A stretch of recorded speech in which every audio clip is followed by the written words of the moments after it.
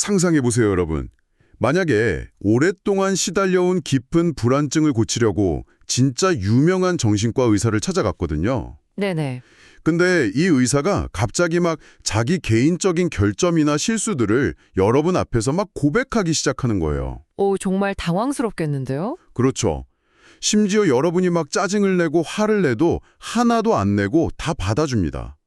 거기에다 어릴 적 부모에게 받지 못했던 무조건적인 사랑을 자기가 직접 주겠다고 선언까지 하죠. 와, 그건 진짜 현대 기준으로 보나 과거 기준으로 보나 의학의 규칙을 완전히 깨버리는 거잖아요. 맞아요. 선을 완전 넘은 행동이죠. 근데 놀랍게도 1920년대 정신분석 치료실에서는 실제로 이런 파격적인 일들이 벌어졌습니다. 네, 정말 극단적이면서도 흥미로운 장면이에요. 당시 치료실은 그야말로 기존의 권위가 무너지고 온갖 새로운 시도들이 막 폭발하던 거대한 실험실이었거든요. 아, 실험실이요? 네, 환자를 침대에 눕혀놓고 의사는 등 뒤에 숨어서 과거 기억만 캐묻던 되게 정적인 공간이었잖아요. 그게 갑자기 의사랑 환자가 생생하게 감정을 부딪히는 아주 역동적인 공간으로 돌변한 겁니다. 바로 그 혼란과 진화의 과정이 오늘 우리가 이 심층 탐구 시간에서 파헤쳐볼 주제입니다. 아주 기대가 되네요. 오늘 우리가 함께 살펴볼 자료들은 1893년 프로이트 초기 이론부터 현대 미국 정신의학에까지 아우르는 정신분석학의 진화 과정을 담은 아주 방대한 기록물입니다. 네, 그야말로 역사의 축소판이죠. 하지만 여러분, 자, 이제 하나씩 풀어볼까요? 우리의 미션은 무슨 연도에 누가 무슨 학파를 만들었나 이거 암기하는 게 절대 아닙니다. 그럼요. 그건 너무 지루하잖아요. 맞아요.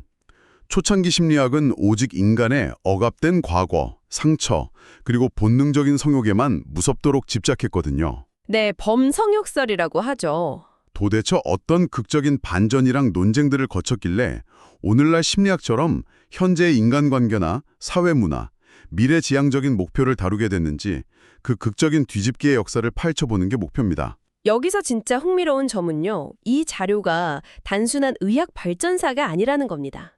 인간이라는 존재를 규정하는 철학적 관점 자체가 완전히 뒤집히는 거대한 서사거든요. 철학적 관점이요? 네. 초기 프로이트 이론에서 인간은 어땠습니까? 통제 못하는 무의식이랑 과거 본능에 옴짝달싹 못하는 약간 운명의 희생양 같은 존재였어요. 아, 과거에 발목 잡힌 노예 같은 느낌이네요. 맞습니다. 하지만 시대가 변하면서 인간은 스스로 목적을 설정하고 관계를 통해 자신을 빚어가는 자기 삶의 건축가로 격상됩니다. 와, 운명의 희생양에서 스스로의 주인으로요? 네, 이 눈부신 변화가 왜 일어났는지 이해하는 건 지금 방송 들으시는 여러분이 스스로의 마음을 어떻게 바라볼지에 대한 엄청난 힌트를 줄 겁니다. 자, 그럼 이 거대한 서사의 출발점인 1910년대로 가보겠습니다. 당시 학계는 오직 단 하나의 거대한 태양, 프로이트의 절대적인 지배 아래 있었죠. 네, 프로이트 사단의 결속력은 정말 대단했습니다. 모든 마음의 병은 억압된 성적 에너지, 즉 리비도 때문이라는 게 종교적 진리였으니까요. 근데 이 촘촘한 권위의 정면으로 반기를 든 걸출한 두 제자가 등장하잖아요.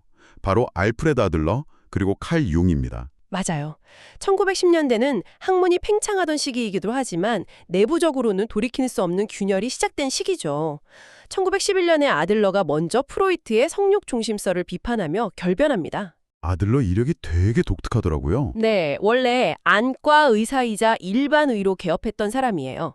육체의 질병을 다루던 의사가 정신의학으로 넘어오니까 남들이 못 보는 독특한 생물학적 통찰을 얻게 된 거죠. 아하, 그 통찰이 그 약점, 그러니까 열등감을 극복하려는 맹렬한 본능 맞죠?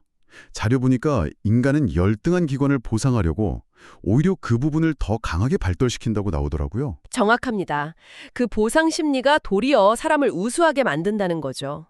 저는 이걸 읽으면서 약간 요즘 우리가 흔히 하는 롤플레잉 게임이 딱 떠올랐어요. 게임이요? 어떤 면에서요? 그러니까 게임에서 내 캐릭터 능력치, 예를 들어 마법 방어력이 너무 낮게 설정돼 있다고 쳐볼게요. 네네. 그럼 유저는 가만히 안 당하고 있잖아요. 그거 보완하려고 막 치열하게 레벨업하고 컨트롤 연습해서 결국 서버 랭커가 돼버리거든요. 아, 결핍이 오히려 폭발적인 성장의 동력이 된다. 네, 열등감과 보상을 그렇게 보면 딱 맞지 않나요? 그걸 조금 더 큰 그림과 연결해 본다면요.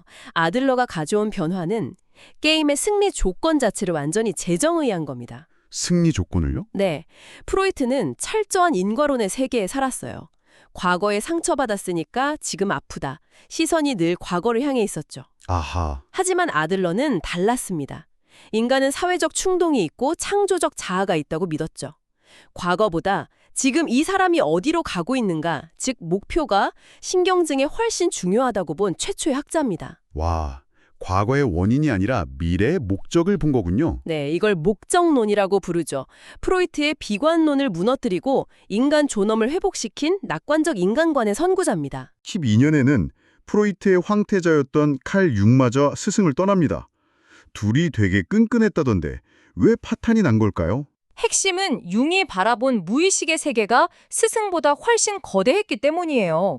융은 지식의 스펙트럼이 종교, 신학까지 엄청 넓었거든요. 아, 프로이트는 꿈 상징을 다 성적 욕망으로만 해석하려고 했잖아요. 맞아요. 융은 그걸 도저히 못 받아들인 거죠. 융에게 무의식은 억압된 본능의 쓰레기통이 아니라 인류 조상의 지혜가 응축된 집단 무의식이라는 보물창고였습니다. 저는 융 부분 읽으면서 부모-자식 관계 보는 관점이 진짜 독보적이라고 느꼈어요. 오, 어떤 부분이 가장 인상 깊으셨나요? 아이의 신경증이 그냥 드러난 훈육 때문이 아니라 그 집안에 흐르는 무의식적 가정 분위기 때문이라고 짚어냈잖아요. 게다가 무의식 상징을 미래를 향한 긍정적 목적으로 해석했고요. 네, 정말 혁명적인 시각이죠. 근데 반면에 자료 내의 비판적 시각도 꽤 매섭더라고요. 페르소나나 그림자 이런 개념 도입하면서 치료를 약간 종교의식처럼 만들었다. 환자를 현실에서 도피시킨 거 아니냐 이런 지적이요. 당시 학계 시각에서는 그 비판 인정할 수밖에 없습니다. 융의 글을 보면 다소 몽환적이고 신비주의적 성향이 강하니까요. 그렇죠. 약간 구름 잡는 소리 같기도 하고. 하지만 페르소나 같은 개념은 인간이 사회에 적응하기 위해 쓰는 가면이잖아요. 나중에 사회학과 심리학이 만나는 아주 중요한 연결고리가 됩니다. 아하, 그냥 허세가 아니었군요. 더 중요한 건 융이 치료자와 환자의 관계를 재정의했다는 거예요. 융은 의사가 환자랑 깊게 교감해야만 의사 본인도 성장한다고 봤습니다. 오, 그럼 일방적으로 고치는 게 아니라 서로 영향을 주고받는 인간관계라는 건가요? 바로 그겁니다. 상호 성장하는 인간관계의 과정으로 본 거죠. 융은 중년기의 자기 실현, 즉 개성화를 목표로 삼았어요. 신경증이 그냥 질병이 아니라 성장을 위한 진통이 된 거네요. 맞습니다. 결국 아들러와 융 둘 다 원인보다 미래의 목적을 중시했고 고립된 개인을 사회와의 관계로 확장시켰다는 거대한 공통점이 있죠. 자, 이론은 이렇게 멋지게 진화했습니다. 근데 여기서부터가 진짜 흥미로워지는 부분입니다. 이론이 변해도 당장 진료실에서 불안에 떠는 환자를 어떻게 고칠 건가는 완전 실전의 문제잖아요. 그렇죠. 완전히 다른 얘기죠. 1920년대로 넘어가면서 이 실전 문제가 골마 터집니다. 치료 기술은 프로이트 초창기에 멈춰 있었거든요. 게다가 프로이트 본인은 문화현상 분석에 빠져서 개인 치료에 흥미를 잃어버려요. 스승이 사실상 현장을 떠나버린 거죠. 네, 그러니까 남겨진 제자들은 대체 어떻게 환자를 빨리 낫게 할까 절박한 고민에 빠집니다. 그래서 1920년대 진료실이 아주 파격적인 실험실이 된 거잖아요. 맞습니다. 의사의 권위를 부수려는 극적인 모멘텀이었죠. 오토 랑크를 먼저 볼까요? 그는 오이디푸스 컴플렉스를 버리고 탄생 외상이 원인이라고 주장합니다. 엄마 뱃속에서 나올 때 충격이요? 네. 근데 진짜 파격은 실전 기법에 있었어요. 아예 치료 시작할 때 종결 기한, 그러니까 끝나는 날짜를 못 박아버린 겁니다. 와, 환자 입장에선 엄청 당황스럽지 않나요? 우리 6개월 뒤에 끝납니다 이러는 거잖아요. 일부러 그런 충격 요법을 쓴 겁니다. 환자의 자율의지랑 심지어 의사에 대한 반항심을 유도하려고요. 아, 반항을 유도한다고요? 기존에는 환자가 의사한테 끝없이 의존하는 부작용이 컸거든요. 랑크는 그 악순환을 끊고 싶었던 겁니다. 그렇군요. 근데 제가 자료 읽으면서 진짜 아슬아슬했던 인물은 따로 있어요. 산도르 페렌치오. 페렌치는 처음엔 환자 쾌락을 완전 금지하는 적극적 치료를 쓰다 실패하잖아요. 네, 결과가 처참했죠. 그러더니 이번엔 완전 반대로 환자한테 무조건적인 허용과 사랑을 주는 이완 치료를 시작합니다. 의사가 자기 실수까지 다 시인해야 한다고요? 아주 극단적이죠. 아니 근데 의사가 권위 내려놓는 건 좋은데 신경증 환자의 그 끝없는 애정 결핍을 다 받아주는데 과연 치료적으로 가능했을까요?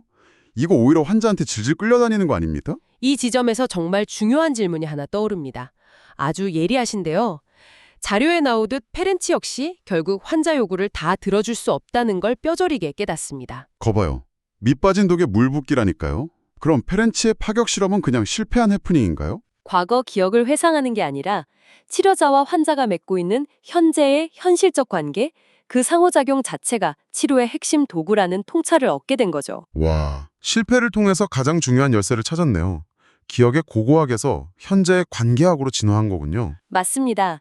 그리고 이 시기에 또 하나 묵직한 돌직구를 던진 사람이 바로 비렐햄 라이히입니다. 아, 라이히의 성격 분석. 네, 라이히는 환자가 무슨 말을 하느냐보다 타인을 대하는 태도 자체를 분석했어요.